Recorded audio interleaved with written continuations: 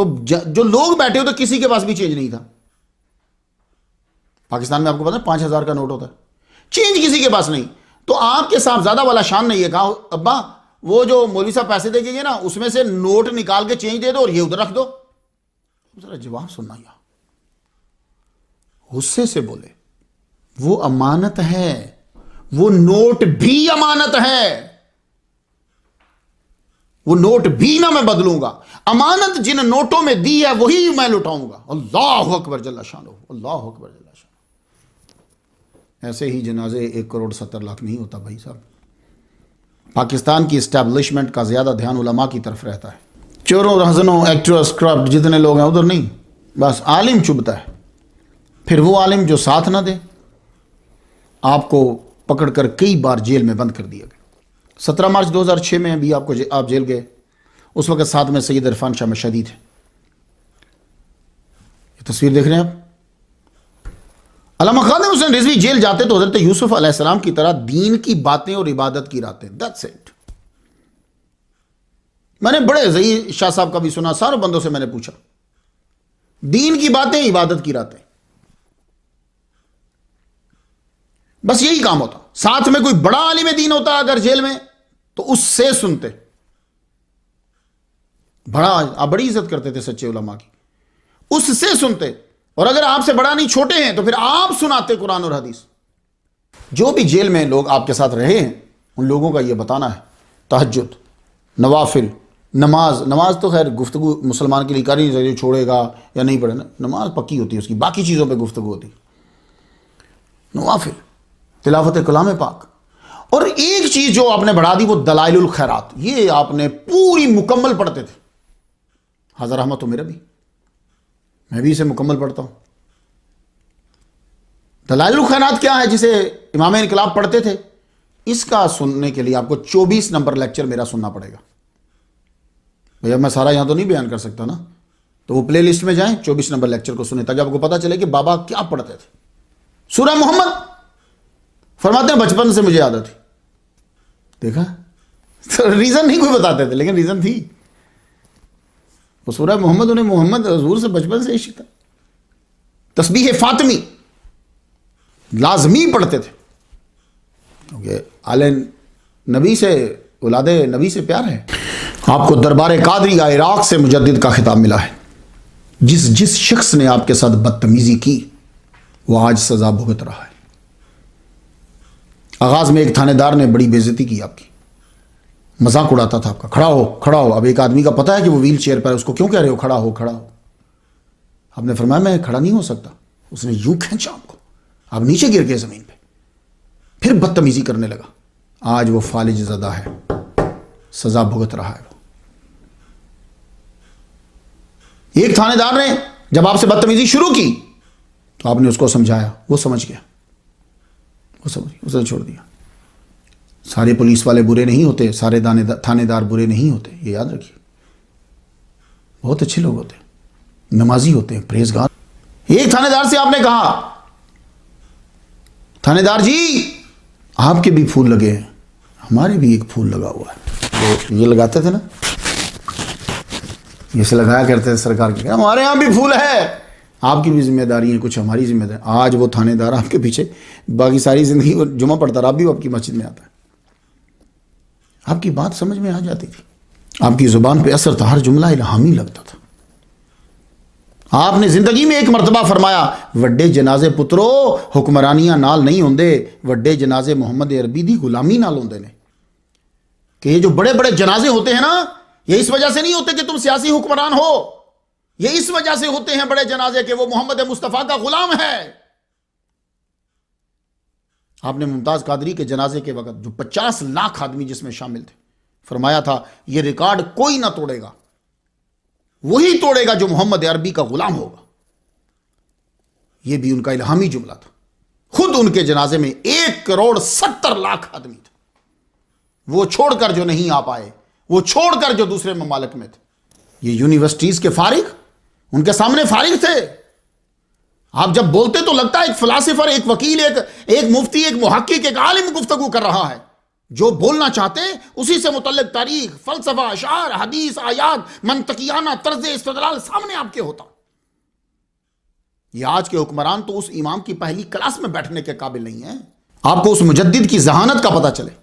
یہ ہمارے آج کے لیکچر کے لیے ان کے نائب امام علامہ صفدر علی رضوی صاحب نے خصوصی طور پر بھیجا، اور ظہیر احمد خان صاحب جو ہیں وہ یہ اس کلپ کو انہوں نے مجھے امریکہ بھیجا. سنیے ذرا.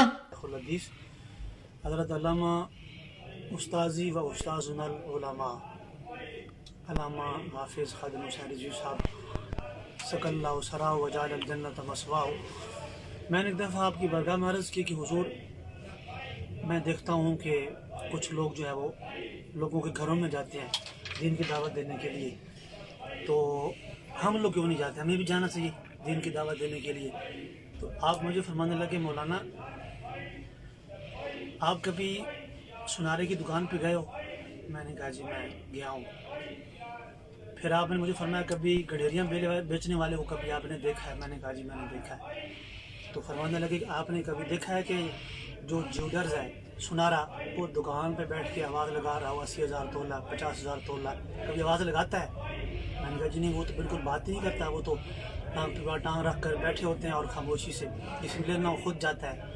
فرمایا گڈھیریوں والے، میں نے کہا وہ تو آوازیں مارتے رہتے ہیں، ہاں جی 50 روپے کلو 40 روپے کلو. تو آپ نے فرمایا کہ ہم سونا بیچتے ہیں، گڈھیریاں نہیں بیچتے. سبحان اللہ. آپ کے جنازے میں جو 1,72,00,000 جو غیروں نے کہا ہے، تو یہ وہی تھے کہ جن کو آپ نے تھوڑا تھوڑا سونا عطا فرمایا تھا، بے شک. کیونکہ عشق رسول کے سامنے سونے کی کوئی حیثیت اور قیمت ہی نہیں ہے. تو آپ نے اشارہ یہ دیا تھا کہ ہم گڈھیریاں نہیں بیچتے، ہم سونا بیچتے ہیں، ہم عشق رسول کی خیرات پوری دنیا میں تقسیم کرتے ہیں. اس لیے جو سنارے ہوتے ہیں انہوں نے کبھی آواز نہیں لگائی، تو ہم بھی آواز نہیں لگاتے. بے شک. آپ نے صرف 4 سال میں 4 صوبوں کو بتا دیا کہ عشق مصطفیٰ کیا ہوتا ہے اور عاشق مصطفیٰ کون ہے. آپ نے ایک کلپ سنا ہوگا جس میں آپ وجد میں ہیں، انہیں جانا انہیں جانا انہیں جانا انہیں جانا انہیں مانا انہیں جانا انہیں مانا. حالانکہ یہ انہیں جانا ہے اور آپ انہیں جانا بھی پڑھتے تھے، لیکن اس وقت آپ پر وجد کی کیفیت آ رہی. تو مجھے تو یوں لگتا ہے کہ اس وقت محمد مصطفیٰ صلی اللہ علیہ وسلم آپ کے ساتھ، اسی لیے کہہ رہے انہیں جانا انہیں جانا انہیں جانا انہیں مانا انہیں جانا.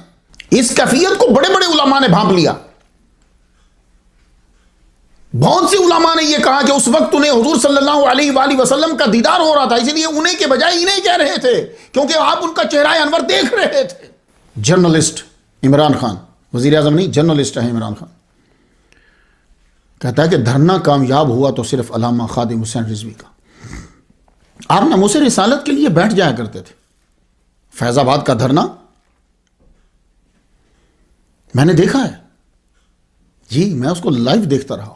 سریعام سامنے بیٹھے ہوئے، کوئی کنٹینر نہیں ہے بند، سریعام سامنے بیٹھے، کہیں سے سیدھی گولی آ سکتی. آپ بلٹ پروف شیلڈ بھی کوئی نہیں، نہ نیچے کچھ پہنا ہوا ہے. یہ ہوتا ہے عشق مصطفیٰ اور نبی پہ توکل. تو سیدھا میں دیکھ رہا ہوں، میں کہ یار یہ کیا ہوگا اس بندے کے ساتھ. لو جی، پولیس اس طرح حملہ کر رہی ہے جیسے آرمی کرتی ہے.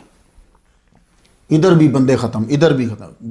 12,000 سے زیادہ شل چل گئے، دھواں ہی دھواں، اور یہ بندہ بیمار ہے. بندے ہٹتے جا رہے. ایون کہ میں نے دیکھا کہ جس جگہ یہ گاڑی پر بیٹھے ہوئے ہیں نا، وہاں سے بھی بندے کچھ نکل گئے، خالی خالی لگ رہا ہے. میں کہا گیا بھائی، کام ہو گیا. لیکن نہیں، پھر ایک دم سے لوگ جب بڑھے ان کی طرف، پھر پولیس پاکی.